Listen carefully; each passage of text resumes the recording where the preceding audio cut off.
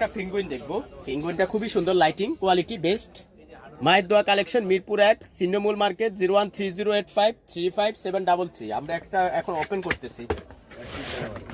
কোয়ালিটিটা অনেক সুন্দর, অনেক সুন্দর। পেঙ্গুইন, পেঙ্গুইন এখন লাইটিং আমরা ওপেন করব। ওপেন করে আমরা ব্যাটারিটা লাগাচ্ছি। ব্যাটারিটা আমাদের ক্লোজ হয়ে যাচ্ছে। আমরা এখন